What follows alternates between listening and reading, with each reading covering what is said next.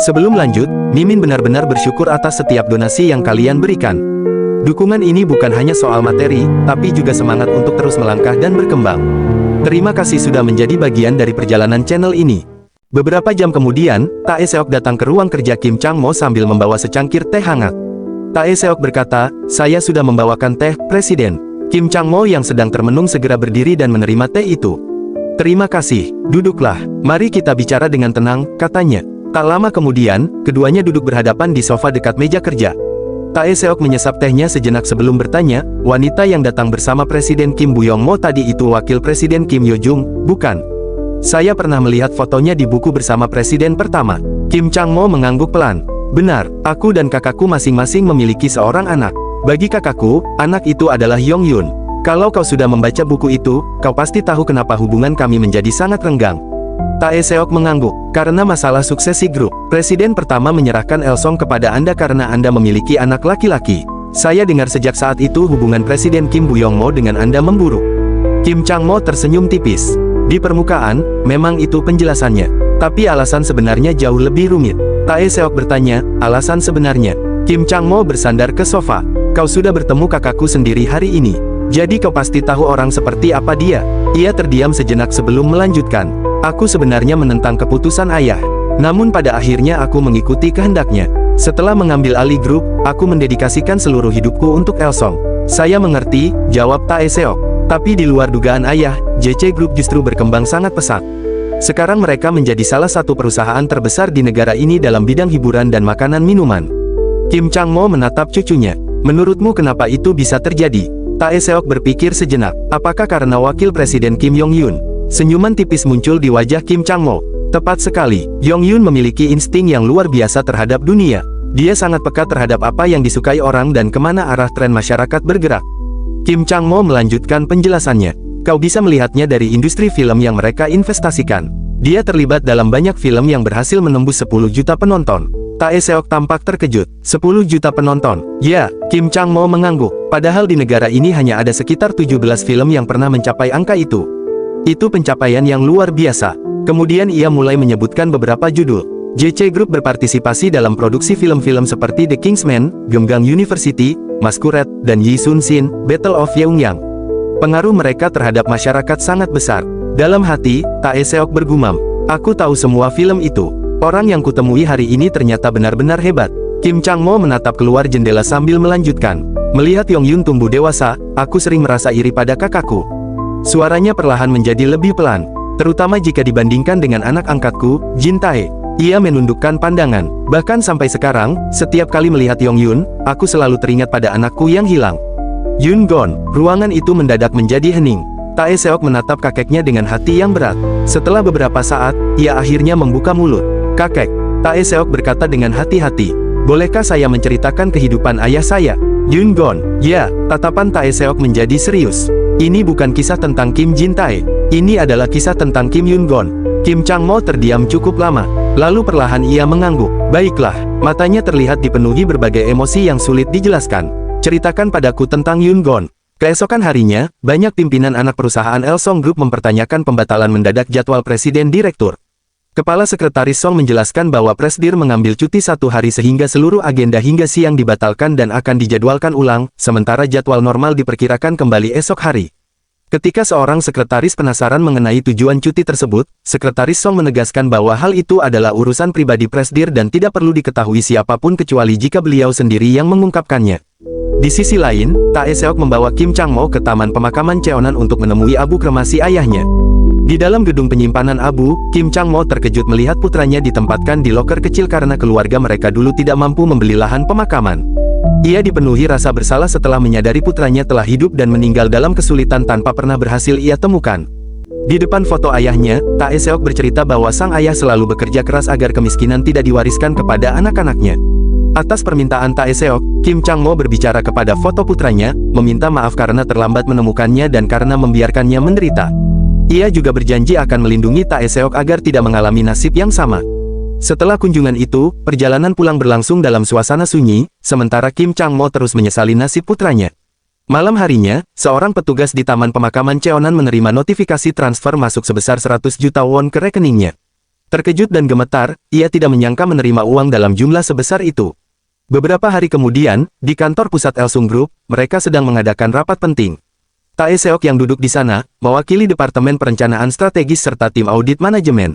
CEO Park berdiri dan mulai mempresentasikan laporannya. Saya akan memulai laporan. Selama 1 dekade terakhir, Elsong Telekom mempertahankan pangsa pasar domestik sebesar 20%. Namun akibat strategi loss leader yang sangat agresif dari KS Telekom dan TK Telekom, market share kita kini turun menjadi 18,3%. Presidir Kim Chang-mo yang duduk di ujung meja langsung menyela. Jadi sekarang kau ingin menyalahkan status sebagai pendatang baru atau masalah jumlah menara BTS lagi? Suasana ruangan langsung menegang. Kim Chang-mo melanjutkan, kita sudah berinvestasi cukup besar. Jumlah base station kita tidak lagi tertinggal. Sebagian besar pelanggan juga sudah beralih ke jaringan terbaru. Jadi apa alasannya sekarang? CEO Park mengangguk pelan. Ya, Presidir, itu benar. Ia kemudian mengganti slide presentasi. Saat ini kami memiliki lisensi frekuensi utama dan telah meningkatkan stabilitas jaringan secara signifikan. Keluhan pelanggan terkait kualitas panggilan juga menurun drastis. Namun sebagai pendatang baru di industri operator seluler, nilai merek Elsong Telekom masih kalah dibanding kompetitor. Ia menarik napas sebelum melanjutkan. Untuk mengatasinya, kami melakukan perang harga melalui subsidi besar-besaran. Namun para kompetitor justru memberikan subsidi yang lebih tinggi sehingga kesenjangan market share belum menunjukkan tanda-tanda mengecil. Kim Chang-mo mengangguk. Lanjutkan. CEO Park mengganti slide sekali lagi. Di layar muncul gambar smartphone terbaru. Seperti yang Anda semua ketahui, ini adalah model terbaru dari kompetitor kita, iPhone Pro.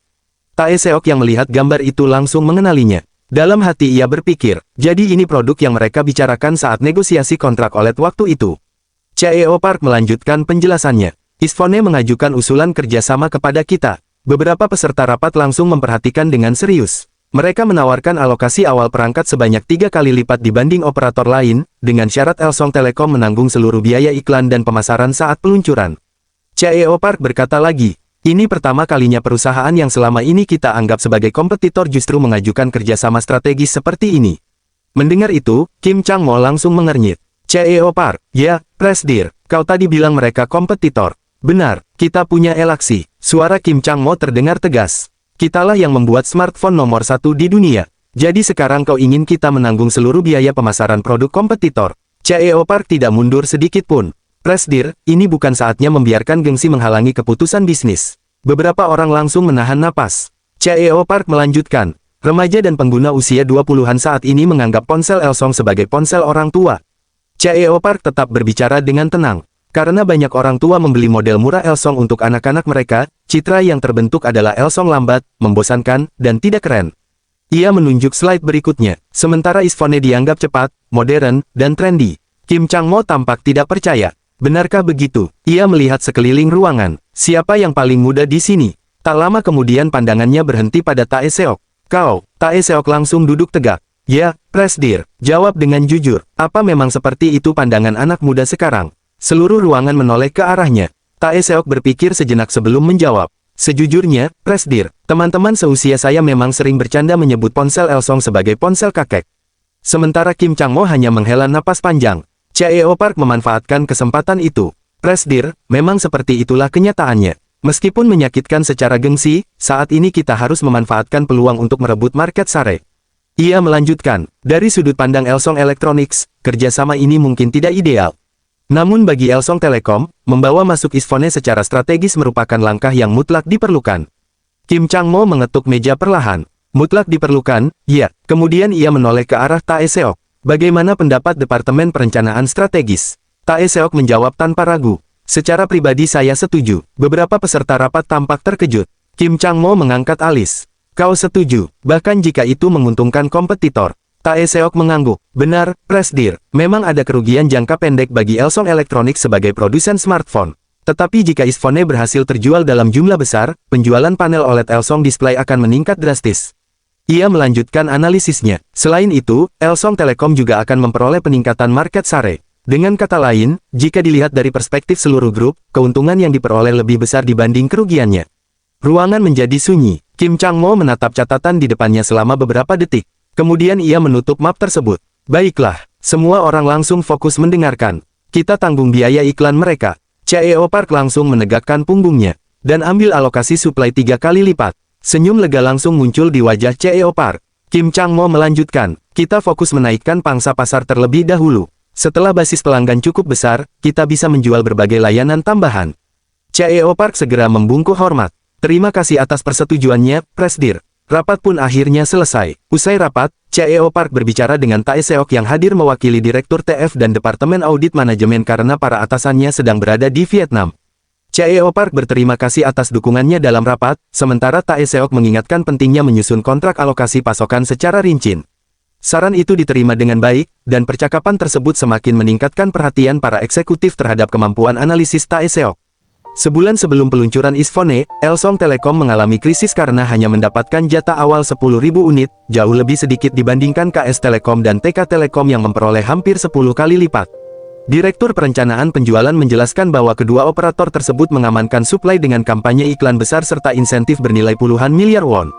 Akibatnya, distribusi Isfone melalui Elsong diperkirakan akan mengalami keterlambatan besar. CEO Elsong kemudian dipanggil oleh Kim Chang-mo dan dimintai pertanggungjawaban. Setelah mengetahui bahwa KS Telekom dan TK Telekom berhasil merebut sebagian besar suplai melalui tawaran yang lebih agresif, Kim Chang-mo semakin kesal, terutama karena tidak ada solusi jangka pendek selain menunggu peluncuran lini Galaxy baru 8 bulan lagi. Seusai memecat pembicaraan itu, ia merenungkan bahwa bahkan KS Telekom ikut membantu pihak lawan, padahal ia sempat berniat mempererat hubungan keluarga KS dengan Tae Seok. Tak lama kemudian, Sekretaris Song masuk ke ruangan. Presdir, katanya hati-hati. Saya datang untuk mengonfirmasi jadwal makan malam Anda dengan Presiden KS Group dan putrinya hari Sabtu. Namun sebelum ia selesai berbicara, Kim Chang-mo langsung memotong. Batalkan. Sekretaris Song tampak terkejut. Maaf, Presdir, maksud Anda pertemuan itu dibatalkan. Kim Chang-mo mengangguk dengan wajah kesal. Benar, batalkan. Ia lalu menambahkan dengan nada dingin. Dasar para bajingan, bukannya saling membantu sesama perusahaan dalam negeri, mereka malah menusuk kita dari belakang. Baik, Presdir, saya akan segera mengurusnya. Saat keluar dari ruangan, Sekretaris Song bergumam dalam hati. Untung saja saya mengeceknya terlebih dahulu. Malam harinya, di kediaman Presiden Kim Chang-mo, ia sedang duduk sendirian di ruang keluarga sambil menonton berita televisi. Pembawa acara melaporkan, sementara KS Telekom dan TK Telekom mengalami peningkatan pangsa pasar hingga 51% dan 30,2%, pangsa pasar Elsong Telekom justru terus menurun. Angka terbaru menunjukkan posisi terendah dalam 20 tahun terakhir sejak perusahaan memasuki bisnis telekomunikasi. Belum selesai berita itu disampaikan, Kim Chang-mo langsung mematikan televisi. Ia bersandar di sofa sambil menghela napas panjang. Bocah-bocah dari grup itu benar-benar menghajar kami habis-habisan, pikirnya. Inilah alasan kenapa kami tidak seharusnya membantu mereka berkembang. Beberapa detik kemudian, ia mengambil ponselnya dan menelepon Tae Seok. Ya, kakek. Kim Chang-mo langsung bertanya. Tae Seok, sekarang kau di mana? Saya masih di kantor, jawab Tae Seok. Sedang lembur. Sedang mengerjakan apa? Tae Seok menjelaskan. Saya sedang menganalisis kemungkinan manajemen risiko untuk situasi Elsong Telekom saat ini. Ia berhenti sejenak sebelum melanjutkan. Tapi sejauh yang saya lihat, hanya ada satu solusi. Kalau begitu kenapa ragu? Karena, jawab Tae Seok, itu bukan sesuatu yang bisa dilakukan oleh CEO Elsong Telekom. Kim Chang-mo mulai tertarik. Bukan sesuatu yang bisa dilakukan CEO. Tanyanya, metode macam apa yang kau pikirkan? Jangan bilang kau menyarankan pemasaran agresif tanpa produk baru. Bukan, Tae Seok menatap layar komputernya sambil menjawab tenang. Saya berpikir untuk meracuni pasar telekomunikasi. Kim Chang-mo mengangkat alisnya. Meracuni pasar. Ya, Tae Seok melanjutkan. Tapi begitu strategi itu dijalankan, akan sulit mengembalikan keadaan seperti semula. Itulah yang membuat saya ragu. Meski begitu, ia tetap menambahkan. Namun pada akhirnya strategi ini tetap menguntungkan Elsong Group. Kim Chang-mo kini benar-benar penasaran. Bagaimana caramu menyebarkan racun itu? Tanyanya. Jelaskan saja, aku paham istilah teknis. Tae Seok menjawab tanpa ragu. Bagaimana kalau kita mengambil alih pasar MVNO dengan menurunkan harga secara drastis? MVNO, ulang Kim Chang-mo, maksudmu layanan ponsel murah? Benar, Presdir. Kim Chang-mo terdiam sesaat. Aku tahu apa itu, katanya. Tapi apakah masih ada orang yang benar-benar menggunakan ponsel murah sekarang? Tae Seok tersenyum tipis sebelum menjawab. Ada. Siapa? Saya. Kim Chang-mo terdiam. Tae Seok melanjutkan dengan tenang. Sudah 7 tahun saya menggunakan layanan ponsel murah. Ibu saya juga memakainya, Presdir. Tinggalkan pekerjaanmu dan pulanglah, ujar Kim Chang-mo melalui telepon. Kita bicarakan masalah itu di rumah. Beberapa saat kemudian, di villa pribadi Presiden Kim Chang-mo, keduanya duduk saling berhadapan di ruang kerja yang tenang dan luas. Tae Seok membuka pembicaraan lebih dulu. Menurut saya, kita perlu membuat gerakan besar dengan menurunkan harga grosir. Kim Chang-mo langsung mengernyit. Itu sama saja seperti membunuh angsa yang bertelur emas, katanya. Kau ingin mengguncang pasar yang selama ini menghasilkan uang bahkan tanpa perlu kita sentuh. Tae Seok mengangguk pelan sebelum menjelaskan. Kalau tidak begitu, kita akan terus terjebak di posisi ketiga. Apa kita ingin Elsong terus berada di bawah para operator lain? Presiden Kim terdiam sesaat sebelum mengemukakan kekhawatirannya. Mereka pasti akan menggunakan strategi yang sama. Kalau kita menurunkan harga grosir, KS dan TK juga akan menurunkannya. Tidak juga, Presdir, jawab Tae Seok tenang. Kalaupun mereka mengikuti, justru pihak yang paling dirugikan adalah operator peringkat 1 dan 2. Ia lalu melanjutkan penjelasannya. Elsong Telekom adalah pendatang baru. Kita tidak punya banyak yang harus dipertahankan. Sebaliknya, KS dan TK memiliki citra besar sebagai operator utama. Saya rasa mereka tidak akan gegabah menghancurkan pasar yang selama ini menjadi sumber keuntungan terbesar mereka. Kim Chang-mo menyilangkan tangan sambil merenung cukup lama. Akhirnya ia berdiri dari kursinya. Biar kupikirkan lagi. Saat ia hendak meninggalkan ruangan, tiba-tiba Tae Seok ikut berdiri. Anu, Kim Chang-mo menoleh. Apa, ada yang lain? Tae Seok menatap layar ponselnya sebelum bertanya dengan hati-hati. Soal orang yang Anda bilang akan diperkenalkan kepada saya, bolehkah saya tahu kapan jadwal pertemuannya? Ia memperlihatkan foto yang tersimpan di ponselnya. Orangnya yang ini, kan? Begitu melihat foto tersebut, ekspresi Kim Chang-mo langsung berubah. Itu tidak perlu dipikirkan lagi, jawabnya singkat. Tae Seok tampak bingung. Presiden Kim kemudian berkata dengan nada dingin. Kau tidak perlu berhubungan dengan keluarga yang suka menusuk dari belakang. Setelah mengatakan itu, ia langsung mengakhiri pembicaraan. Kau boleh pergi sekarang. Tae Seok pun berdiri dan memberi hormat. Baik, Presdir. Saat meninggalkan ruangan, ia tidak bisa menyembunyikan kebingungannya. Sepertinya kakek benar-benar marah, gumamnya dalam hati. Beberapa hari kemudian, KS Telekom mengirim dokumen resmi kepada Presiden Kim Chang-mo yang meminta biaya promosi penjualan untuk smartphone baru Elsong Elektronik. Alasannya, stok ponsel yang diterima lebih banyak daripada jumlah pre-order di toko mereka. KS meminta sekitar 100.000 won per unit sebagai biaya promosi, memanfaatkan posisi dominannya di pasar. Kim Chang-mo marah setelah membaca permintaan tersebut. Ia menilai KS Telekom bersikap arogan dan mencoba memanfaatkan Elsong. Menurutnya, tidak masuk akal divisi elektronik harus membayar biaya tambahan hanya karena produknya dijual di toko milik operator tersebut. Sebagai balasan, Kim Chang-mo memerintahkan CEO Elsong Telekom untuk memangkas harga grosir semaksimal mungkin dan mengalihkan dana yang semula akan digunakan untuk biaya promosi kepada operator seluler murah. Ia juga mengusulkan subsidi tambahan bagi pelanggan yang berpindah jaringan. Strategi agresif ini diyakini dapat menurunkan biaya pelanggan secara signifikan dan kemudian mengguncang industri telekomunikasi Korea. Beberapa jam kemudian, berbagai stasiun televisi mulai menayangkan berita besar. Elsong Telekom secara drastis menurunkan harga grosir untuk operator ponsel murah. Akibatnya berbagai MVNO mulai meluncurkan paket super murah dan promosi agresif. Di berbagai toko ponsel, para pelanggan mulai ramai membicarakannya. Ini gila, seorang pelanggan menunjukkan brosur promosi. Tagihan 0 won selama 6 bulan dan data unlimited. Temannya yang berada di samping langsung terkejut. Aku tadinya mau pindah ke Isfone karena subsidi porting. Ia menatap brosur itu sekali lagi. Tapi paket 0 won ini terlalu murah untuk dilewatkan. Sementara itu, di kantor pusat KS Telekom, sebuah rapat darurat sedang berlangsung. Suasana ruangan dipenuhi ketegangan. Perpindahan pelanggan sangat parah. Seorang eksekutif menyampaikan laporan. Yang lain segera menambahkan, sejak Elsong menurunkan harga grosir, mereka bahkan tidak perlu mengeluarkan biaya pemasaran tambahan.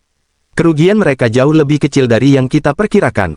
Presiden KS Group yang memimpin rapat tampak tidak percaya. Orang-orang benar-benar menggunakan ponsel murah yang hampir tidak menghasilkan keuntungan. Sepertinya karena promosi besar-besaran dari operator MVNO, paket 0 won menjadi sangat populer.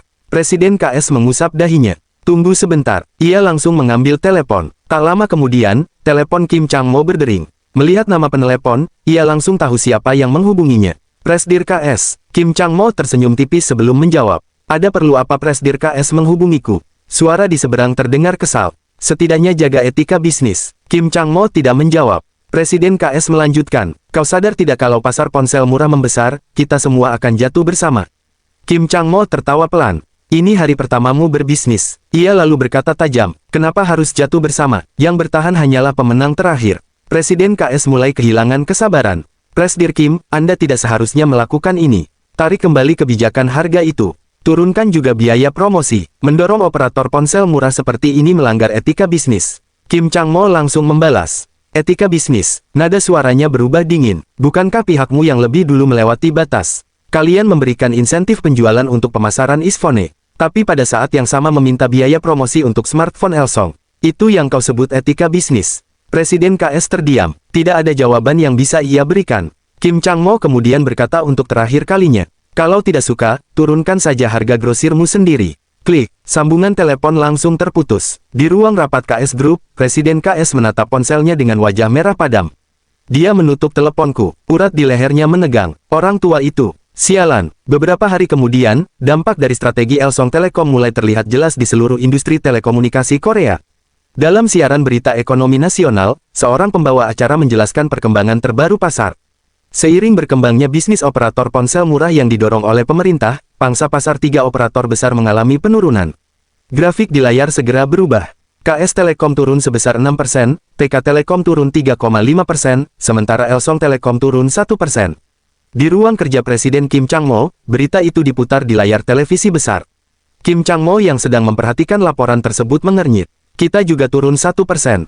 Namun pembawa acara berita segera melanjutkan laporannya. Sementara itu, pangsa pasar operator ponsel murah melonjak dari 0,5% menjadi 11%.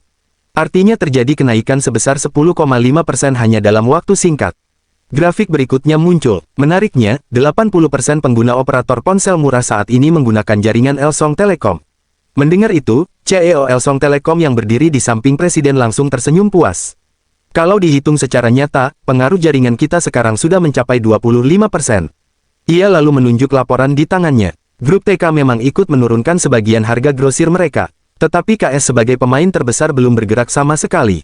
CEO itu tersenyum tipis. Sepertinya mereka masih ragu karena citra premium jaringan mereka. Kim Chang-mo mendengus. Dasar bajingan. Ia menyandarkan tubuhnya ke kursi. Siapa suruh mencoba menikamku dari belakang? CEO Elsong Telekom tertawa kecil sebelum membungkuk hormat. Kinerja Anda benar-benar luar biasa, Presdir. Saya permisi dulu. Baik, setelah CEO keluar, Sekretaris Song masuk, Kim Chang-mo memutuskan mengajak Tae Seok menghadiri pertandingan bisbol profesional di ruang VIP stadion.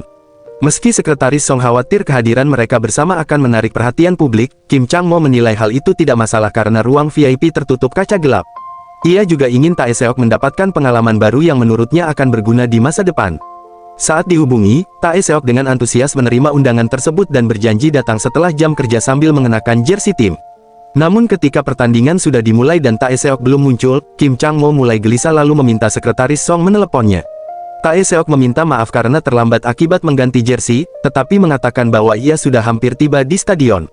Tae Seok datang terlambat ke ruang VIP dengan mengenakan jersey merah tim Eagles, sementara seluruh ruangan dipenuhi pendukung Lions, membuat Kim Chang-mo terkejut dan menggodanya sebagai elang yang masuk ke sarang singa.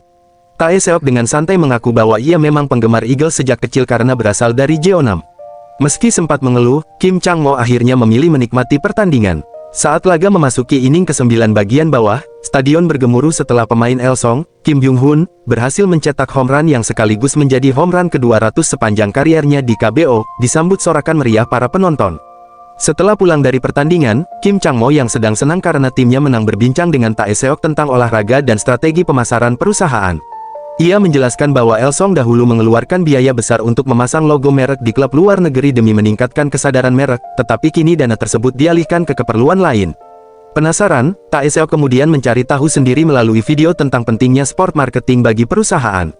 Keesokan paginya, saat sarapan, chef rumah meminta Tae Seok mencicipi sup karena sedang flu.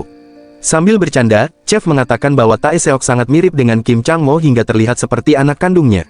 Ketika Kim Chang-mo mendengar hal itu, ia justru tampak senang dan menganggap kemiripan tersebut sebagai pujian terhadap dirinya yang masih terlihat muda. Di meja makan, pembicaraan berlanjut mengenai posisi Tae Seok di perusahaan. Karena Tae Seok belum pernah menjelaskan jabatan barunya, chef masih mengira ia bekerja sebagai sekretaris. Kim Chang-mo lalu berpesan agar Tae Seok memperlakukan chef dengan baik karena menurutnya orang yang setia dan bekerja dengan tulus seperti itu sangat berharga. Tak lama kemudian, mereka berangkat menuju kantor. Di dalam mobil, Kim Chang-mo kembali melanjutkan pembicaraan tadi. Tae Seok, aku bilang kau harus memperlakukan chef dengan baik. Menurutmu apa maksudku? Tae Seok menjawab, saya pikir maksud Anda adalah saya harus memperlakukan orang-orang di sekitar saya dengan baik. Kim Chang-mo tersenyum tipis. Menurutmu hanya sesederhana itu? Wanita itu sudah bekerja di rumahku selama 20 tahun. Dia tahu makanan kesukaanku. Dia tahu siapa yang kutemui. Siapa yang kuhubungi, seperti apa kepribadianku, dia tahu segalanya. Kim Chang-mo lalu menoleh ke arahnya. Bagaimana kalau pesaing menyuap orang seperti dia? Tae Seok langsung mengerti. Semua informasi akan bocor. Tepat. Itulah kenapa kau harus memperlakukan orang-orang terdekatmu dengan sangat baik.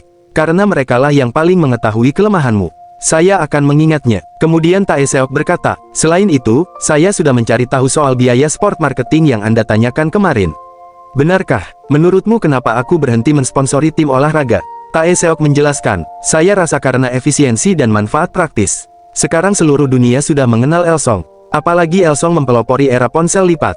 Karena itu biaya 100 miliar won untuk sponsor klub besar menjadi kurang efisien. Dulu uang itu dipakai untuk memperkenalkan merek. Tapi sekarang para atlet dan pengguna di seluruh dunia secara alami memakai smartphone Galaxy. Itu sendiri sudah menjadi promosi. Kim Chang-mo tersenyum puas. Benar, aku memutuskan lebih baik menginvestasikan uang itu ke R&D. Pada akhirnya yang meyakinkan konsumen adalah kenyamanan dan teknologi mutakhir. Sponsor membuat orang mengenalmu, tapi teknologi membuat mereka membeli produkmu. Saya mengerti, kita akan segera masuk ke jalan utama. Namun pada saat yang sama, tidak jauh dari sana, seorang sopir truk yang sedang berhenti di pinggir jalan melihat mobil mereka. Matanya menyipit, itu mobilnya. Lampu lalu lintas berubah merah. Mobil Kim Chang-mo berhenti. Di belakang mereka, sebuah truk besar tiba-tiba melaju dengan kecepatan tinggi. Tae Seok tanpa sadar melihat kaca spion. Saat itulah suara sistem muncul. Permusuhan terhadap user terdeteksi dari truk yang mendekat. Segera tinggalkan area. Mata Tae Seok membelalak. Permusuhan. Dalam hati ia bergumam. Kami baru saja keluar dari jalan kecil. Tanpa berpikir panjang, ia berteriak. Kakek, tolong tahan sebentar. Apa? Tae Seok langsung menginjak gas dan memajukan mobil beberapa meter. Detik berikutnya, truk dari belakang menghantam kendaraan mereka. Benturannya keras, tetapi tidak separah yang seharusnya karena mobil sudah bergerak maju. Namun suara sistem kembali berbunyi. Peringatan, kendaraan dengan tingkat permusuhan tinggi terdeteksi dari arah kanan. Perkiraan tabrakan dalam 3 detik. Tae Seok menoleh ke kanan. Sebuah truk lain sedang meluncur lurus ke arah mereka. Dari kanan, jaraknya semakin dekat. Dalam hati Tae Seok bergumam. Kalau tetap seperti ini, kaki kami akan hancur. Tanpa ragu ia membanting setir. Mobil berputar tajam. Truk kedua meleset dari sasaran utama. Namun bagian samping mobil tetap tersenggol keras. Mobil akhirnya berhenti setelah berputar. Beberapa saat kemudian, Kim Chang-mo membuka matanya. Kepalanya masih pening akibat benturan. Ia langsung menoleh ke arah kursi pengemudi. Tae Seok, tidak ada jawaban. Tae Seok, tubuh Tae Seok terkulai. Darah mengalir dari hidungnya. Wajah Kim Chang-mo langsung pucat. Ia turun dari mobil dan berteriak kepada orang-orang di sekitar. Seseorang telepon 911. Cepat. Lalu ia kembali masuk ke mobil. Tangannya gemetar saat mengguncang bahu Tae Seok. Hei, Kim Tae Seok, buka matamu. Kakekmu sedang bicara. Buka matamu, dasar bocah. Beberapa detik kemudian, kelopak mata Tae Seok bergerak. Perlahan ia sadar, meski darah masih menetes dari hidungnya, ia tetap tersenyum tipis. Suara Anda terlalu keras. Orang-orang tidak boleh tahu. Kim Chang-mo menatapnya tidak percaya. Apa itu yang penting sekarang? Kim Chang-mo berkata lagi dengan panik, kalau kau juga menghilang, aku. Beberapa saat kemudian, ambulans pun datang. Kim Chang-mo berkata, aku tidak apa-apa, jadi tolong selamatkan cucuku dulu. Si pengemudi ini. Beberapa hari setelah kecelakaan itu, Tae Seok akhirnya mulai sadar sepenuhnya. Ia dirawat di ruang VIP rumah sakit, dengan berbagai alat pemantau terpasang di sekeliling tempat tidurnya. Kau sudah sadar, suara Kim Chang-mo terdengar jauh lebih lega daripada yang ingin ia tunjukkan. Tae Seok mengedip beberapa kali sebelum bertanya, Presiden, Anda tidak apa-apa. Kim Chang-mo langsung mendengus. Aku baik-baik saja, dasar bocah. Kalau sampai kau juga kenapa-napa, aku. Kalimat itu terputus sebelum selesai. Saat itu sekretaris Song yang berdiri di dekat jendela ikut maju. Tuan muda, Anda sudah sadar. Syukurlah, dokter bilang kondisi Anda tidak membahayakan nyawa. Namun sebelum percakapan berlanjut, pintu ruang rawat tiba-tiba terbuka dengan keras. Seorang wanita berlari masuk dengan wajah panik. Tae Seok, di mana kau terluka? Parah tidak? Sebenarnya apa yang terjadi? Itu adalah Hae Jung, ibu Tae Seok. Begitu melihat ibunya, Tae Seok langsung terkejut. Ibu, bagaimana ibu bisa tahu soal ini? Saat hendak bangun, rasa sakit langsung menjalar dari pinggangnya. Ah, di belakang Hae Jung, Han Wol juga ikut masuk. Tae Seok, kau tidak apa-apa. Punggungmu bagaimana? Sebelum Tae Seok sempat menjawab, sekretaris Song berkata, dokter bilang hanya memar ringan. Han Wol langsung mengerutkan dahi. Memar ringan, dia kena hernia disk. Itu hernia nukleus pulposus. Suasana menjadi canggung. Lalu Hae Jung tiba-tiba menoleh ke arah sekretaris Song. Tatapannya berubah tajam. Anda yang waktu itu mengambil pakaian suami saya untuk tes DNA, bukan? Sekretaris Song terdiam. Sementara itu Kim Chang-mo perlahan berdiri. Ia menatap Hae Jung dengan serius. Anda ibu Tae Seok, benar. Hae Jung mengangguk. Benar, saya ibunya Tae Seok. Kim Chang-mo menarik napas dalam. Lalu akhirnya berkata, aku adalah kakek Tae Seok, dan ayah kandung Yun Gwon. Hae Jung membeku. Apa? Wajahnya penuh ketidakpercayaan. Anda ayahnya Yun Gwon, tapi waktu itu kalian bilang hasilnya tidak cocok. Sekretaris Song langsung menundukkan kepala. Saya minta maaf. Saat itu memang ada keadaan yang membuat kami tidak bisa menjelaskan semuanya. Hae Jung semakin bingung. Orang yang meminta tes DNA itu Presiden Elsong Group. Kim Chang-mo mengangguk pelan. Maaf karena tidak memberitahumu lebih cepat. Melihat suasana semakin memanas, Sekretaris Song segera berkata, Tae Seok juga ada di sini. Sepertinya ini bukan tempat yang tepat untuk membicarakan semuanya. Bagaimana kalau kita bicara di luar? Namun sebelum keluar, Hae Jung menoleh kepada anaknya. Tae Seok, kau sudah tahu sebenarnya semua ini. Tae Seok membuka mulut. Ah, itu. Namun Han Wol langsung memotong. Jangan bicara dulu, istirahat saja. Beberapa saat kemudian, dokter menjelaskan bahwa hasil CT scan Tae Seok menunjukkan tidak ada saraf yang terjepit seperti yang dikhawatirkan.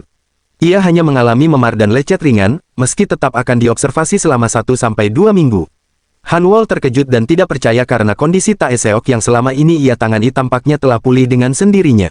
Di sisi lain, saat Tae Seok menjalani pemeriksaan tambahan, Kim Chang-mo menundukkan kepala. Maaf karena baru memberitahumu sekarang. Hae Jung menatapnya lama. Sejujurnya saya masih sulit percaya.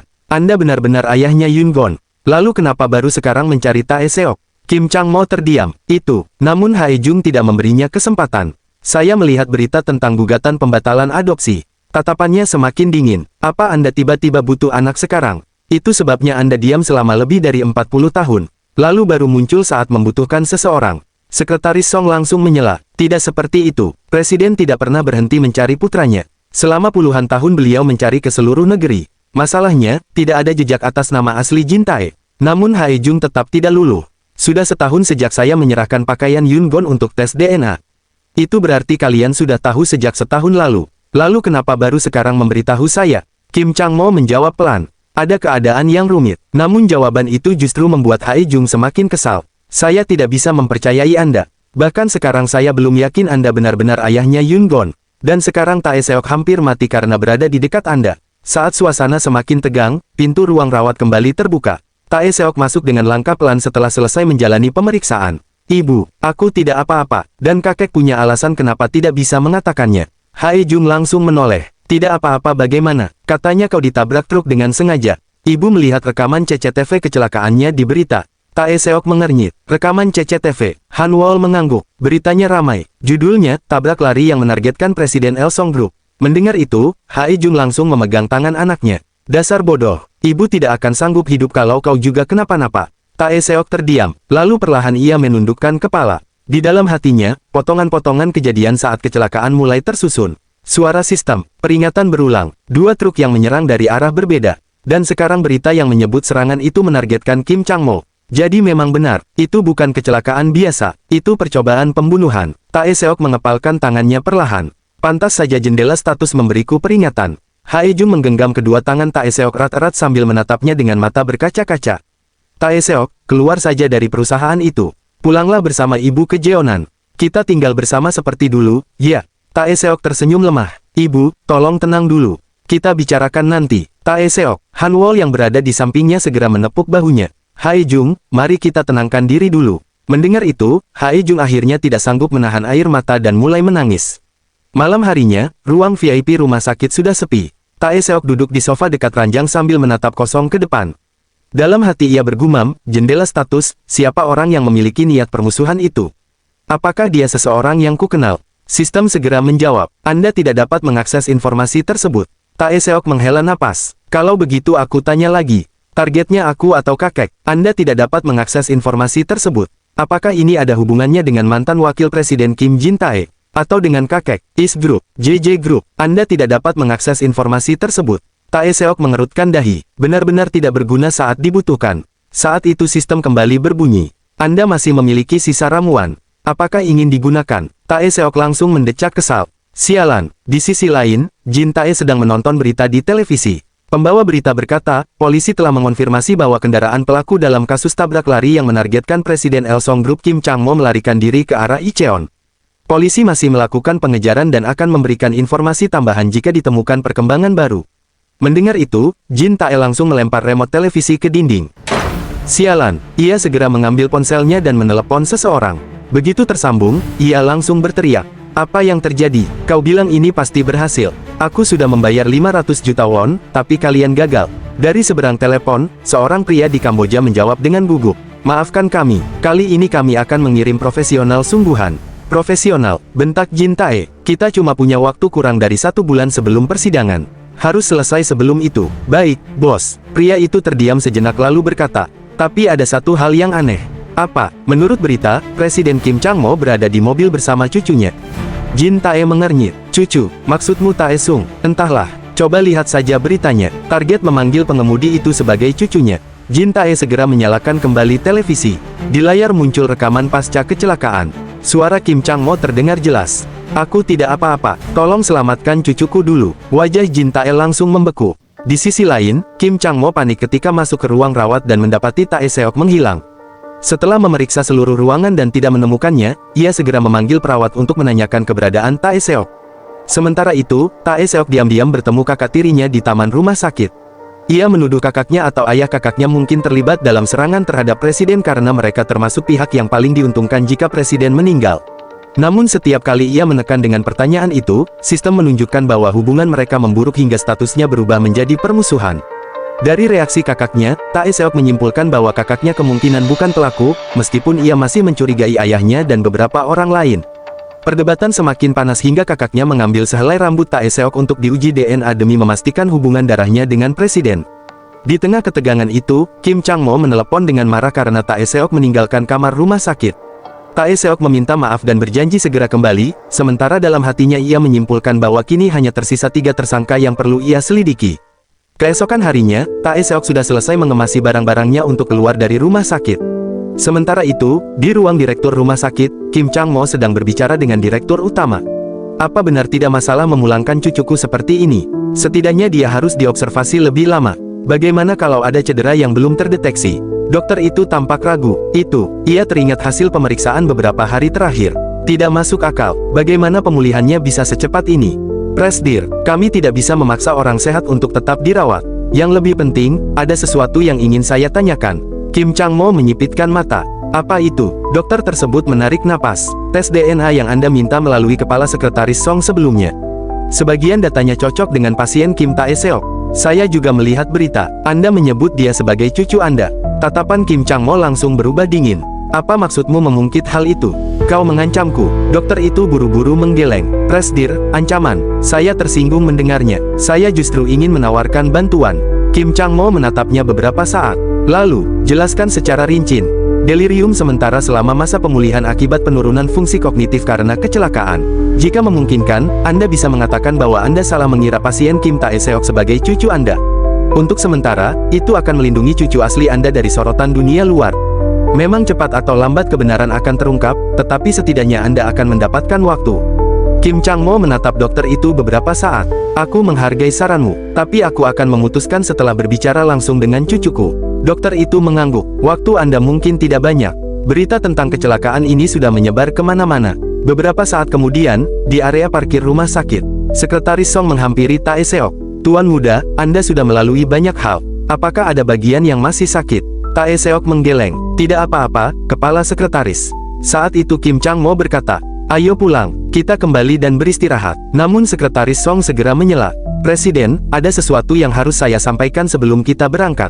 Kim Chang-mo menoleh. Apa itu? Di luar rumah sakit penuh dengan wartawan.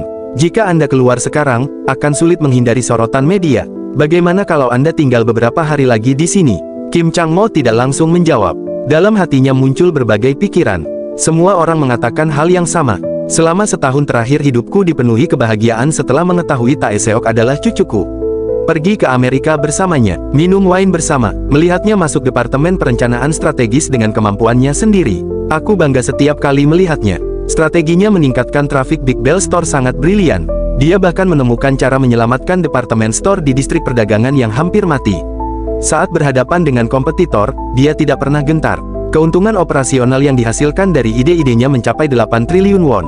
Hampir setara dengan seluruh kekayaanku. Tatapan Kim Chang-mo perlahan berubah suram. Tapi apakah ini saat yang tepat untuk mengungkap keberadaan Tae Seok? Bahkan jika dilakukan secara bertahap, belum tentu cukup. Jika dia menerima perhatian sebesar ini sekarang, dia bisa hancur. Beban menjadi pewaris konglomerat bukan sesuatu yang mudah ditanggung. Di saat suasana menjadi hening, Tae Seok tiba-tiba berkata, "Ayo berangkat, Kepala Sekretaris. Saya harus segera pulang. Ada sesuatu yang harus saya lakukan." Terobos saja para wartawan. Tak lama kemudian mereka masuk ke dalam mobil. Kim Chang-mo menatap ke depan lalu berkata singkat, "Jalan, kita pulang." Mobil perlahan keluar dari area rumah sakit. Namun begitu gerbang terbuka, puluhan wartawan langsung berlari mendekat. Kilatan kamera memenuhi udara. "Presiden Kim, saat kecelakaan Anda meminta mereka menyelamatkan cucu Anda terlebih dahulu. Apakah dia benar cucu Anda?" "Presiden, tolong beri kami satu pernyataan. Kami sudah menunggu selama 12 jam. Siapa orang yang Anda sebut sebagai cucu?" Mobil hampir tidak bisa bergerak. Sekretaris Song yang berada di kursi depan menoleh ke belakang. "Presiden, sepertinya kita tidak bisa menembus mereka. Jalan di depan benar-benar tertutup." Kim Chang-mo tidak menjawab wartawan-wartawan itu. Sebaliknya, ia menoleh ke arah Tae Seok. Tatapannya serius. "Tae Seok, kau yang harus memutuskan. Apakah kau akan hidup sebagai pewaris dan pebisnis Kim Family? Atau melupakan semua ini untuk selamanya? Kau harus memutuskannya sekarang. Apa yang akan kau lakukan?" Tae Seok menatap kerumunan manusia di luar jendela. Lalu perlahan membuka mulutnya. "Saya akan..." Di ruangan pribadinya, Kim Jin Tae menatap layar ponsel dengan wajah kaku. Sebuah laporan silsilah keluarga Kim Tae Seok baru saja dikirim kepadanya. Ia membacanya perlahan. "Kim Tae Seok, ayah, Kim Han Wol. Pekerjaan, dokter. Ibu, Kang Hai Jung. Menikah kembali dengan Kim Han Wol. Alamat saat ini, Cheonan." Jin Tae terus menggulir layar. Lalu matanya berhenti pada satu baris. "Ayah kandung, Kim Yun Gon, meninggal dunia akibat kecelakaan di lokasi konstruksi." Wajah Jin Tae langsung berubah pucat. Dalam hati ia bergumam, tidak masuk akal. Dia punya anak. Bocah itu anak orang itu. Tangan yang memegang ponsel mulai gemetar. "Sekarang aku mengerti. 3 penghargaan waktu itu. Orang tua itu sudah tahu segalanya. Itulah kenapa dia menyuruhku datang dan melihat sendiri. Bahkan sambil memberikan surat peringatan kepada anakku." Jin Tae menggertakkan gigi. "Sialan, kalau saja aku tahu akan jadi seperti ini. Dulu aku akan membereskan semuanya dengan benar, bukan kabur ke luar negeri." Tepat saat itu pintu ruangan terbuka. Anaknya masuk. "Ayah, sudah lama tidak bertemu." Jin Tae mengangkat kepala. "Ya, kuduga kau sudah mendengar kabarnya." Anaknya mengangguk. "Hari ini aku bertemu seseorang yang namanya sama denganku." Jin Tae langsung memahami siapa yang dimaksud. "Kau bertemu dia?" "Iya." Dia bertanya apakah aku berniat membunuh kakek. Ketika aku bilang tidak, dia bilang itu terdengar seperti sesuatu yang akan ayah lakukan. Tatapan anak itu berubah serius. "Katakan itu tidak benar. Bukan begitu, kan? Bilang kalau itu tidak benar." Jin Tae tertawa pahit. "Tae Seok, orang tua itu sudah mempermainkan kita." Anaknya mengernyit. "Mempermainkan kita, artinya apa?" Jin Tae bangkit dari kursinya. "Surat peringatan di acara penghargaan itu hanya untuk mempermalukan kita berdua. Dia sudah tahu segalanya sejak lama. Kita hanya berjuang seperti orang bodoh tanpa sadar sudah menjadi mainannya." Anaknya membelalakkan mata. "Jadi bajingan itu benar-benar cucu kakek?" Jin Tae melangkah mendekat. "Tae Seok, dengarkan baik-baik. Waktu kita tidak banyak." "Ayah, apa maksudnya? Jawab pertanyaanku dulu." Jin Tae menatap lurus ke matanya. "Sadarlah, ini mungkin kesempatan terakhir kita mengambil alih Elsong." Anaknya terdiam. "Kesempatan terakhir. Kalau kita menyingkirkan mereka berdua sebelum adopsiku dibatalkan, secara hukum hanya kita yang menjadi ahli waris. Kekayaan dan kejayaan akan menjadi milik kita. Mengerti?" Wajah anaknya langsung pucat. "Menyingkirkan mereka." Jin Tae membentak. "Dasar bodoh. Semua ini ayah lakukan demi dirimu." Anaknya memegangi kepalanya. Pada saat itu semuanya terasa jelas. Kecelakaan yang menimpa Kim Chang-mo. 2 truk yang menyerang. Berita tabrak lari. Semua potongan itu akhirnya menyatu. Dalam hati ia bergumam. Pada akhirnya dia benar. Kecelakaan yang menimpa kakek memang ulah ayah. Semua ini perbuatan ayah. Jin Tae menggeleng kesal. "Sampai kapan kau mau bersikap seperti anak polos? Dunia ini kejam. Dunia ini berbahaya. Kalau lengah sedikit saja, semua yang kau miliki bisa hilang dalam sekejap." Anaknya menatapnya penuh kemarahan. Bagaimana ayah bisa berkata seperti itu? Jin Tae tertawa dingin. "Hah, ayah ini yatim piatu yang tidak punya apa-apa. Kakek kandungmu dihukum mati karena pembunuhan. Nenekmu bunuh diri karena syok. Selain direktur panti asuhan, tidak ada siapapun yang peduli pada ayah." Ayah tumbuh sambil menyembunyikan identitas orang tua ayah. Kalau tidak ada yang memilih ayah, hidup ayah akan tetap menyedihkan. Itulah kenapa ayah berpura-pura. Itulah kenapa ayah bertahan hidup. Semua yang kau nikmati sekarang adalah hasil perjuangan ayah. Kau tahu sekeras apa ayah hidup. Kalau kau mengerti sedikit saja hidup ayah, kau tidak akan berani mengkritik ayah.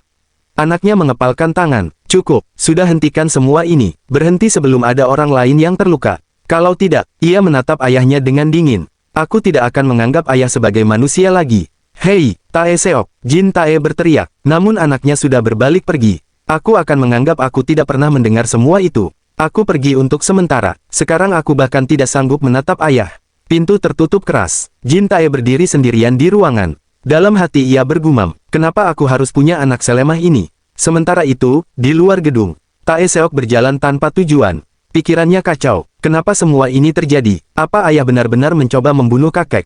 Tiba-tiba ponselnya bergetar. Seorang teman menelepon. Tae Seok langsung mengangkatnya. Apa? Ada apa? Di seberang sana terdengar suara riang. Kan kau yang bayar? Masa kami pergi tanpa kau? Tae Seok menghela napas panjang. Sudah kubilang main saja sendiri. Kenapa masih meneleponku? Temannya tertawa. Biasanya kau juga ikut seru-seruan. Kenapa tiba-tiba jadi aneh? Aku tutup dulu. Klik. Panggilan berakhir. Tae Seok mengusap wajahnya. Sialan. Saat berjalan melewati sebuah toko elektronik, matanya tertarik pada televisi yang menyala. Siaran berita darurat sedang berlangsung. Breaking news. Presiden Elsong Group Kim Chang-mo dan individu yang disebut sebagai cucunya dikepung wartawan saat keluar dari rumah sakit. Di lokasi lain, Kim Chang-mo sedang duduk di dalam mobil. Ia menatap Tae Seok. Menjadi konglomerat bukan hal yang menyenangkan. Seluruh dunia akan memperhatikan setiap gerakanmu. Tae Seok mengangguk pelan. Sejujurnya saya tidak ingin menghilang begitu saja. Tapi saya juga tidak tahu apakah saya punya kemampuan untuk menggantikan Anda, Presiden. Kim Chang-mo tersenyum tipis. Begitu, kalau itu keputusanmu. Ia menyerahkan sebuah topi dan masker. Pakai ini, supaya kau tidak tertangkap kamera. Tak lama kemudian pintu mobil terbuka. Kim Chang-mo turun lebih dulu. Kilatan kamera langsung menyambutnya. Itu mereka. Presiden keluar. Presiden. Presiden. Kim Chang-mo berdiri tegak di depan para wartawan. Lalu berkata dengan suara keras. Jawaban yang kalian inginkan hanya satu. Dia memang cucu kandungku. Kerumunan langsung gempar. Tetapi aku tidak akan memperlihatkan wajahnya. Sekarang minggir dan beri jalan. Seorang reporter berteriak. Kalau dia cucu kandung Anda, apakah dia anak dari hubungan tidak sah? Tatapan Kim Chang-mo langsung berubah tajam. Hei, reporter, apa maksudmu dengan hubungan tidak sah? Reporter lain segera menyela. Lalu bagaimana Anda menemukannya? Kim Chang-mo menjawab tanpa ragu. Anakku yang hilang di Busan 46 tahun lalu. Dia adalah anak dari putraku itu. Namun karena dia tumbuh di lingkungan yang berbeda dan belum ada keputusan pasti, aku tidak berniat mengungkap wajahnya kepada publik. Itu saja, sudah cukup. Sekretaris Song segera maju menghalangi wartawan. Pernyataan resmi akan dirilis nanti. Silakan mundur, kalau tidak, saya akan memanggil polisi. Namun salah satu reporter kembali berteriak. Lalu bagaimana dengan mantan wakil presiden Kim Jin Tae? Apakah Anda benar-benar akan membatalkan adopsi dan memutus hubungan keluarga? Kim Chang-mo terdiam. Dalam hati ia bergumam, mereka tidak akan berhenti. Aku sudah terbiasa menghadapi hal seperti ini. Tapi Tae Seok berbeda, dia tidak akan mampu menanggung semua ini sendirian. Kalau aku tidak segera menyelesaikannya, ini bisa menjadi trauma yang akan membekas seumur hidup baginya. Saat itu, tiba-tiba pintu mobil terbuka. Tae Seok pun keluar dan berdiri dengan tegap. Seseorang berkata, itu cucunya. Cucu Presiden Kim Chang-mo keluar sendiri. Saat itu Kim Chang-mo terkejut, Tae Seok. Saat itu Tae Seok pun berdiri di hadapan semua kamera, lalu berkata, halo, saya Kim Tae Seok, cucu dari Presiden Kim Chang-mo. Saya yang akan menjawab, silakan ajukan semua pertanyaan kepada saya. Pertanyaan para wartawan terus berdatangan tanpa henti. Seorang reporter mengangkat tangan lebih dulu. Sejak kapan Anda mengetahui bahwa Anda adalah cucu kandung Presiden Kim Chang-mo? Tae Seok menjawab dengan tenang. Sekitar 2 bulan yang lalu. Reporter lain langsung menyusul. Apakah sejak awal nama Anda memang Kim Tae Seok? Nama itu sama dengan nama putra mantan wakil Presiden Kim Chang-mo. Apakah itu hanya kebetulan atau nama yang diubah secara hukum? Itu kebetulan. Nama saya memang Kim Tae Seok sejak awal. Reporter berikutnya kembali bertanya. Apakah Anda yakin Kim Yun-gon, putra Presiden Kim Chang-mo yang hilang, adalah ayah Anda? Tae Seok mengangguk. Ayah saya bernama Kim Yun-gon. Melalui tes DNA telah dipastikan bahwa beliau adalah anak kandung Presiden Kim Chang-mo. Karena hasil tes DNA sudah jelas, saya tidak akan memberikan komentar lebih lanjut mengenai hal itu. Apakah ada pertanyaan lain? Anda mengatakan baru mengetahui semuanya sekitar 2 bulan lalu. Selama masa pertumbuhan Anda, apakah pernah menerima bantuan finansial dari Elsong Group? Tidak, saya tidak menerima sepeser pun. Suasana langsung menjadi lebih tenang. Tae Seok melanjutkan, justru ayah saya mengalami kecelakaan saat bekerja di lokasi konstruksi Elsong. Dan saat itu beliau bahkan tidak menerima kompensasi pekerja. Beberapa wartawan saling berpandangan. Apa? Putra Presiden mengalami kecelakaan kerja di proyek Elsong sendiri? Tae Seok menundukkan kepala sedikit. Saya rasa penjelasan itu sudah cukup. Terima kasih. Tanpa memberi kesempatan untuk pertanyaan tambahan, ia berbalik dan masuk kembali ke mobil. Tak lama kemudian berita itu menyebar ke seluruh negeri. Di televisi berbagai stasiun berita muncul laporan yang sama. Putra Presiden Elsong Group, Kim Chang-mo, yang selama puluhan tahun dinyatakan hilang dipastikan telah meninggal dunia. Keberadaan cucu kandung Presiden Kim Chang-mo terungkap di tengah sidang pembatalan adopsi. Almarhum Kim Yun-gon diketahui dibesarkan di panti asuhan dengan identitas baru. Di ruang keluarga kediaman Kim Chang-mo, berita itu terus diputar berulang-ulang. Kim Chang-mo hanya duduk diam menatap layar. Saat itu Tae Seok masuk ke ruangan. "Kakek, matikan TV-nya. Itu bukan berita yang menyenangkan." Kim Chang-mo menghela napas panjang lalu mematikan televisi. "Aku sudah menduganya, tapi melihat orang-orang membicarakan kisah keluarga kita dengan begitu enteng tetap terasa aneh. Entah kenapa mereka begitu penasaran." Tae Seok duduk di hadapannya. Karena kakek adalah pengusaha paling sukses di Korea, wajar kalau semua orang memperhatikan kakek. Kim Chang-mo menatap cucunya. "Tae Seok, kau benar-benar tidak apa-apa. Mulai sekarang setiap gerakanmu akan diawasi. Makan, bertemu teman, bahkan menjalani hidup normal tidak akan semudah dulu." Tae Seok tersenyum tipis. "Benar, sejujurnya ketika kakek menyuruh saya memilih di dalam mobil waktu itu, saya benar-benar memikirkannya dengan serius. Itu berarti hidup saya akan berubah sepenuhnya." Kim Chang-mo bertanya, "Kalau begitu kenapa kau keluar di depan para wartawan? Kalau kau tetap di mobil, kita masih bisa menghindarinya untuk sementara." Tae Seok menjawab tanpa ragu, "Untuk melindungi kakek." Kim Chang-mo mengernyit, "Melindungiku? Kakek juga turun dari mobil untuk melindungi saya, bukan? Kakek bukan turun karena ingin memberi jalan. Kakek turun untuk mengalihkan perhatian para wartawan dari saya." Kim Chang-mo terdiam. Tae Seok melanjutkan, "Jadi saya melakukan hal yang sama. Saya ingin melindungi kakek, tapi lebih tepatnya, saya ingin mencegah percobaan pembunuhan seperti kecelakaan beberapa hari lalu." Tatapan Kim Chang-mo langsung berubah serius. "Menurut saya motifnya cukup jelas. Kalau kakek meninggal sekarang, siapa yang paling diuntungkan?" Kim Chang-mo bersandar di kursinya. "Itu mempersempit jumlah tersangka menjadi 4 orang. Kalau aku mati, hartaku akan terbagi kepada beberapa pihak. Kepadamu, kepada Jin Tae, kepada Tae Seok yang lain, dan kepada adikku, Kim Yong-yun. Artinya salah satu dari mereka mungkin menargetkanku." Tae Seok mengangguk, "Dan yang paling mungkin adalah orang yang akan kehilangan segalanya jika adopsinya dibatalkan." Mantan Wakil Presiden Kim Jin Tae. Kim Chang-mo terdiam. Perkataan kakaknya di masa lalu tiba-tiba terlintas di benaknya. "Jangan memelihara serigala di rumahmu." Kim Chang-mo menunduk perlahan. "Jadi itu yang ingin kau katakan? Apa sebenarnya selama ini kau mengkhawatirkanku?" Tae Seok kembali berbicara. "Untuk berjaga-jaga, saya sempat bertemu kakak Tae Seok."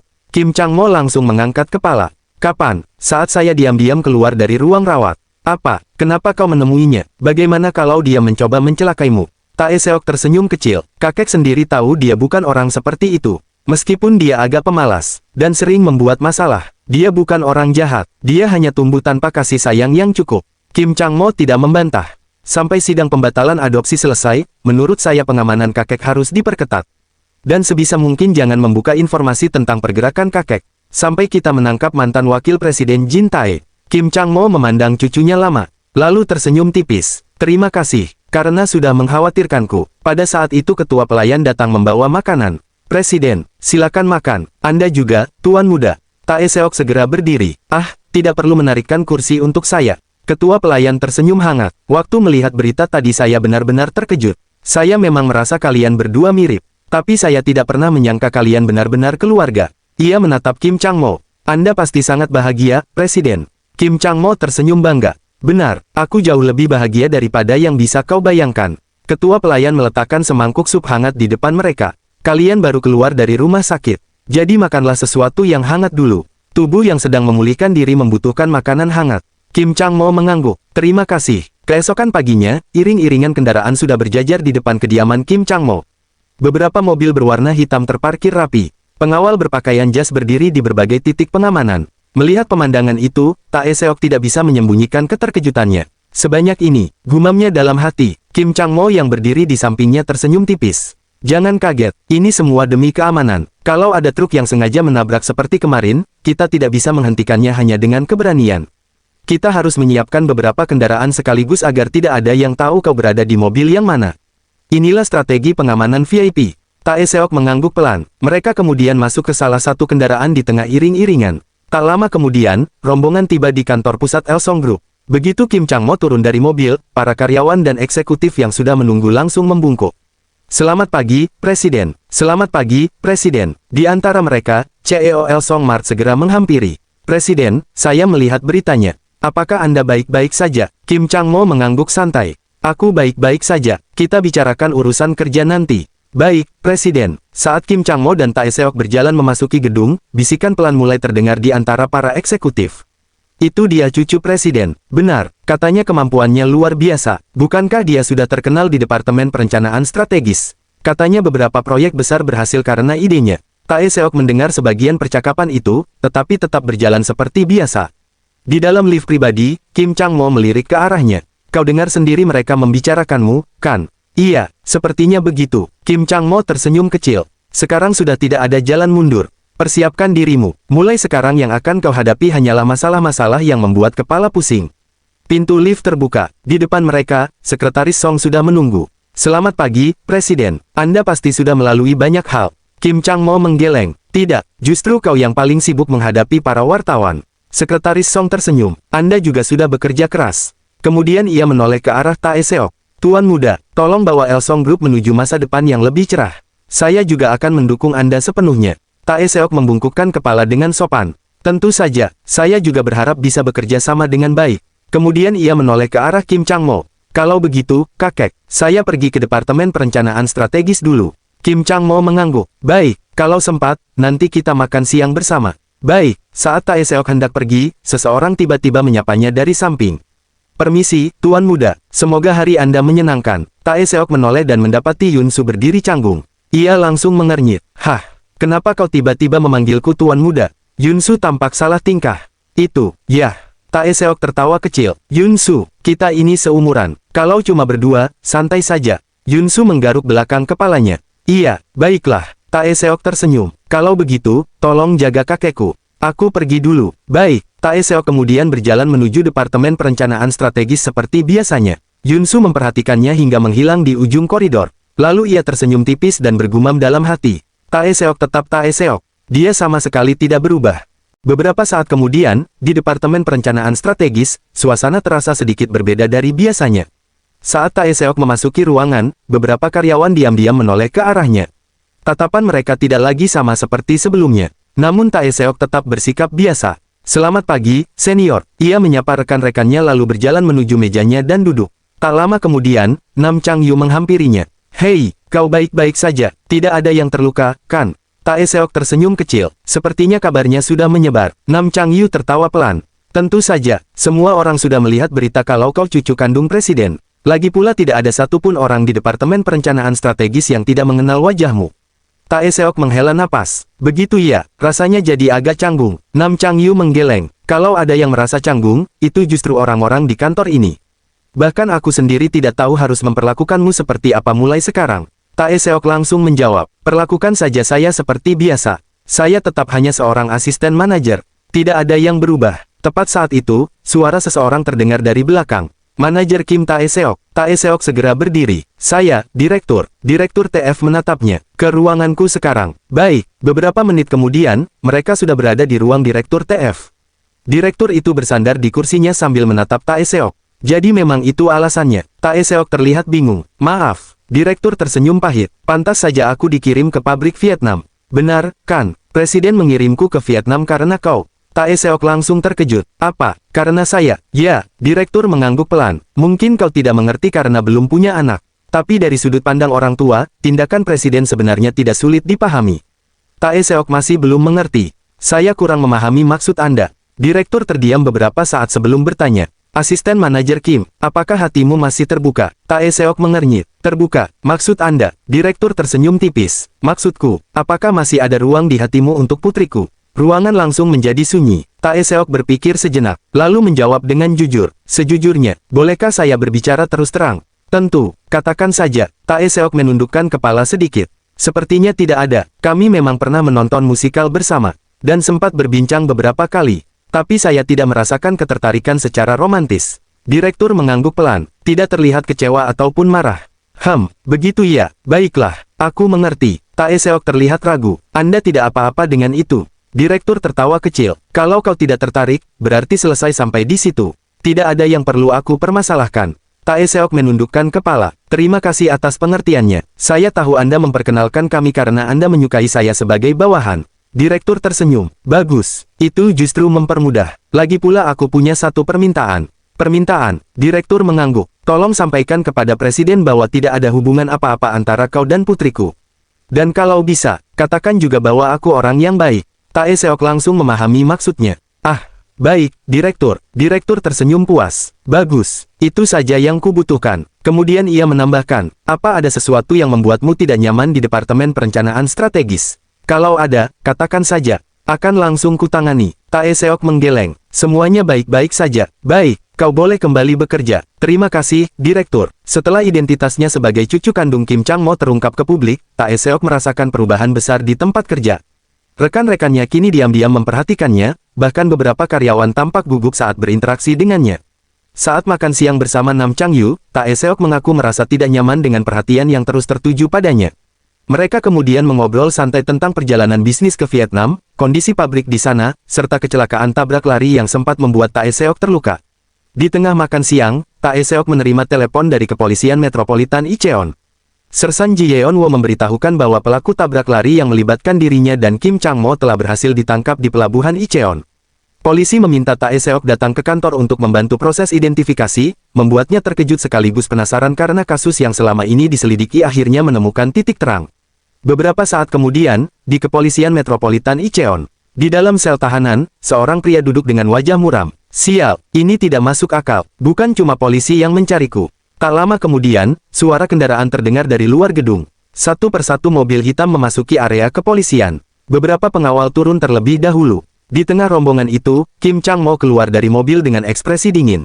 Seorang pejabat kepolisian segera menghampiri mereka. Ah, Presdir, Anda sudah datang. Kim Chang-mo menatapnya tajam. Komisaris, Anda bilang pelaku tabrak larinya ada di sini. Komisaris itu mengangguk. Benar, Presdir. Kami mengerahkan seluruh sumber daya yang tersedia untuk menangkapnya. Kim Chang-mo menghela napas pelan. Namun kemarahan masih terlihat jelas di wajahnya. Begitukah? Lalu ia melangkah maju. Pertama, aku ingin melihat wajahnya. Aku ingin melihat orang yang melukai cucuku. Tatapannya berubah semakin tajam, dan aku ingin tahu, siapa yang menyuruhnya melakukan semua ini. Beberapa saat kemudian, di ruang tahanan Kepolisian Metropolitan Incheon, Kim Chang-mo berdiri di depan jeruji besi sambil menatap tajam pria yang ditangkap sebagai pelaku tabrak lari. Dengan suara dingin ia berkata, jadi kau orangnya, kau yang mencoba membunuh cucuku. Pria itu langsung pucat. Bukan, Pak, sungguh, bukan seperti itu. Saya hanya, namun sebelum ia sempat menyelesaikan kalimatnya, pintu ruangan kembali terbuka. Seorang pria parubaya masuk dengan tergesa-gesa. Presiden, maaf saya terlambat. Jalannya macet, saya mohon maaf. Pria itu adalah Direktur Kim, mantan komisaris polisi yang kini menjabat sebagai direktur di Elsongkor. Kim Chang-mo menoleh. Ah, Direktur Kim, akhirnya kau datang juga. Komisaris yang mendampingi mereka segera menyapa. Senior, sudah lama tidak bertemu. Direktur Kim mendengus. Hei, apa yang kau lakukan sampai butuh 3 hari penuh? Seharusnya kau sudah menangkap mereka jauh lebih cepat. Komisaris langsung terlihat gugup. Begini, dia tidak sendirian. Ada beberapa kaki tangan yang membantunya. Mereka terus berganti kendaraan selama pelarian. Itulah sebabnya pelacakan memakan waktu. Direktur Kim menggeleng kesal. Meski begitu, polisi Seoul dan Incheon sudah dikerahkan. Tetap saja butuh 3 hari. Apalagi cucu presiden sampai terluka. Seharusnya kau bergerak lebih cepat. Komisaris hanya bisa menundukkan kepala. Namun sekarang semuanya sudah tertangkap. Lagi pula, sepertinya mereka datang tepat waktu. Tak lama kemudian, beberapa tersangka lain dibawa masuk. Kim Chang-mo memandang mereka satu persatu. Lalu ia menoleh kepada Direktur Kim. Direktur Kim, iya, Presiden, cari tahu semuanya. Kalau perlu robek mulut mereka. Aku ingin tahu kenapa mereka melakukan ini. Dan siapa yang memberi perintah. Direktur Kim menjawab tanpa ragu. Saya mengerti. Kim Chang-mo menyipitkan mata. Hal sebesar itu bisa kau tangani, bukan? Bisa. Kalau tidak perlu mengikuti prosedur hukum secara ketat, itu sepenuhnya memungkinkan.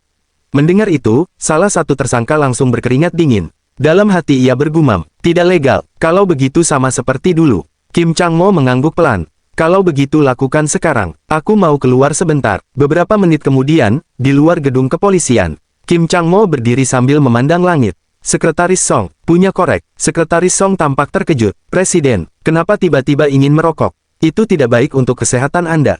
Kim Chang-mo mengulurkan tangan. Sudah, berikan saja. Memangnya aku masih punya berapa tahun lagi untuk hidup? Sekretaris Song akhirnya menyerahkan korek api. Setelah menyalakan rokoknya, Kim Chang-mo bertanya, Sekretaris Song, menurutmu Jin Tae pelakunya? Sekretaris Song berpikir sejenak. Saya tidak tahu pasti, tapi memang ada banyak hal yang mencurigakan. Kim Chang-mo mengembuskan asap rokok perlahan. Begitu ya, sepertinya memang begitu. Wajahnya tampak muram, tapi aku tetap tidak bisa menerimanya. Aku membesarkannya selama 47 tahun. Lalu sekarang dia mencoba membunuhku. Sekretaris Song menjawab dengan tenang. Presiden, apa Anda lupa? Ayah kandungnya adalah seorang pembunuh. Kim Chang-mo langsung menggeleng. Yang pembunuh itu ayahnya, bukan Jin Tae. Itu tidak ada hubungannya dengan dia. Namun Sekretaris Song tetap melanjutkan. Benarkah? Kecelakaan yang menimpa putra kandung Anda, Kim Yong-gon, terjadi di proyek Elsong Construction. Dan lokasi itu berada di bawah pengawasan mantan wakil presiden Kim Jin Tae. Kim Chang-mo terdiam. Sekretaris Song melanjutkan dengan hati-hati. Sejujurnya saya tidak ingin mengatakan ini. Tetapi saya rasa Anda sudah menyadarinya sekarang. Dia pernah mengkhianati Anda. Orang yang masih memiliki hati nurani tidak akan mengkhianati orang yang membesarkannya. Bahkan anjing atau kucing pun tidak akan melakukan hal seperti itu. Kim Chang-mo perlahan memejamkan mata. Lalu bergumam, beberapa waktu lalu kakakku pernah berkata, jangan pernah memelihara binatang bermuka hitam. Aku terlalu mempercayai Jin Tae. Sekretaris Song mengangguk. Memang benar, Anda selalu terlalu mudah mempercayai orang. Itu kekuatan terbesar sekaligus kelemahan terbesar Anda. Kini sudah waktunya memutus hubungan dengannya. Kim Chang-mo membuang puntung rokoknya. Setelah aku mendapatkan bukti yang pasti, baru semuanya akan selesai. Sekretaris Song menghela napas. Anda terlalu lunak, Presiden. Anda memiliki begitu banyak orang yang bergantung pada Anda. Kalau Anda menunjukkan kelemahan seperti ini hanya karena seorang anak. Tiba-tiba langkah kaki terdengar mendekat. Direktur Kim berlari keluar dari gedung. Presiden, Kim Chang-mo langsung menoleh. Ada apa? Direktur Kim menjawab. Mereka mulai bicara. Katanya orang yang memberi perintah berada di Kamboja. Kim Chang-mo membelalak. Kamboja? Ya, karena berada di luar yurisdiksi Korea, akan sulit bagi saya untuk menangani ini sendirian. Wajah Kim Chang-mo langsung mengeras. Apa maksudmu sulit? Kalau aku bilang lakukan, ya lakukan. Direktur Kim dan Sekretaris Song langsung berdiri tegak. Ya, Presiden. Kim Chang-mo berpikir sejenak. Lalu berkata, proyek pembangunan bandara baru di Kamboja. Elsong Construction ikut sebagai mitra pendanaan, benar. Sekretaris Song mengangguk. Benar, Presiden. Tarik diri dari proyek itu. Sampaikan alasannya secara resmi. Direktur Kim dan Sekretaris Song terkejut. Kim Chang-mo melanjutkan dengan nada dingin. Katakan ada penjahat di Kamboja yang mencoba membunuhku dan cucuku. Katakan seluruh investasi akan ditangguhkan sampai mereka ditangkap. Sekretaris Song terlihat ragu. Apakah Anda yakin, Presiden? Hanya penalti kontraknya saja mencapai ratusan miliar won. Kim Chang-mo menjawab tanpa ragu. Kalau begitu biarkan. Proyek bandara terbesar yang selama ini mereka impikan juga akan terkena dampaknya. Kalau pemerintah Kamboja ingin uang Elsong tetap masuk, mereka akan menyeret para pelaku itu ke hadapanku sendiri. Sekretaris Song menundukkan kepala. Saya mengerti. Saya akan segera menyampaikan perintah Anda. Keesokan harinya, aparat Kamboja melakukan operasi besar-besaran di Desa Naga dan berhasil menangkap sejumlah pelaku yang terlibat dalam insiden tersebut. Elsong Construction kemudian melaporkan kepada Kim Chang-mo bahwa mereka telah menemukan orang yang memberi perintah, tetapi identitasnya masih belum diketahui. Satu-satunya petunjuk yang diperoleh adalah rekaman video call yang sedang diverifikasi oleh pihak kepolisian. Malam itu, Kim Chang-mo dan Sekretaris Song meninjau rekaman tersebut, namun wajah pelaku tidak terlihat dan suaranya telah dimodifikasi sehingga tidak bisa dijadikan bukti. Upaya menelusuri aliran dana juga menemui jalan buntu karena pembayaran dilakukan menggunakan kripto. Kim Chang-mo lalu mengaitkan hal itu dengan Jin Tae yang juga diketahui menggunakan kripto untuk mengelola dana gelapnya, tetapi Sekretaris Song menegaskan bahwa dugaan tersebut belum cukup untuk menjadi bukti yang kuat. Beberapa saat kemudian, di dalam mobil yang sedang melaju di jalan raya, Kim Jin Tae menerima telepon. Melihat nama penelepon, ia langsung tersenyum tipis. Kim Chang-mo, ia segera menjawab. Halo, Presiden. Jarang sekali Anda menelepon saya duluan. Suara Kim Chang-mo terdengar dingin. Itu kau, kan? Kau yang mencoba membunuhku dan cucuku. Jin Tae tertawa kecil. Tentu saja tidak. Kenapa saya harus membunuh Anda? Anda orang yang membesarkan saya. Kim Chang-mo langsung membalas. Kalau aku mati, kaulah yang paling diuntungkan. Masih berani bilang itu bukan ulahmu. Jin Tae tetap tenang. Bagaimana mungkin saya melupakan budi Anda? Saya bersumpah dengan nyawa saya bahwa itu bukan saya. Lagi pula bukankah lebih masuk akal kalau perusahaan pesaing yang melakukannya? Bagi saya itu jauh lebih logis. Wajah Kim Chang-mo mengeras. Kau sedang mengejekku? Tidak, saya hanya memberikan jawaban yang lebih realistis. Namun sepertinya Anda memang sudah memiliki prasangka buruk terhadap saya. Sampai-sampai terlihat seperti ingin menjadikan saya pelaku. Itulah sebabnya saya bilang, Tut. Kim Chang-mo langsung memutus sambungan telepon. Di dalam mobil, wajah Jin Tae berubah kesal. Dasar orang tua menyedihkan, berani-beraninya memutus telepon saat aku bicara. Sementara itu, di kantor pusat Elsong, aku tidak mengerti, kalau benar bukan dia, lalu siapa pelakunya? Saat itulah ponselnya kembali berdering. Di layar muncul nama yang jarang menghubunginya. Kim Buyongmo, kakaknya. Kim Changmo terlihat heran. Kakak meneleponku. Ia segera mengangkat telepon. Ada apa, Kak? Dari seberang terdengar suara santai Kim Buyongmo. Ku dengar kau sampai mengacak-acak Kamboja. Sudah ketemu pelakunya? Kim Changmo menjawab singkat. Belum, aku belum menemukan dalangnya. Buyongmo mendengus. Hah, memang begitu gayamu? Kim Changmo langsung kesal. Kakak menelepon cuma untuk mengejekku. Buyongmo tertawa. Kenapa kau bisa sekeras kepala itu? Kepalamu benar-benar batu. Aku sibuk. Kim Changmo langsung menutup telepon. Tut, sekretaris Song yang berada di sampingnya bertanya. Apakah itu Presiden Kim Buyongmo? Benar, dia pasti melihat berita soal Kamboja, lalu menelepon hanya untuk menggangguku. Namun beberapa detik kemudian ponselnya bergetar lagi. Sebuah pesan masuk. Kim Changmo membuka pesan itu. Matanya langsung membelalak. Pesan dari Kim Buyongmo berbunyi. Lebih besar dari Changmo. Aku sudah menemukan bukti soal binatang berbulu hitam itu. Itu memang percobaan pembunuhan. Kalau semuanya selesai, traktir aku makan enak. Di bawah pesan itu terdapat sebuah lampiran. File rekaman suara. Kim Changmo menatap layar beberapa saat. Lalu perlahan berkata, rekaman suara, kakakku punya bukti. Tatapannya berubah tajam. Ini sungguhan.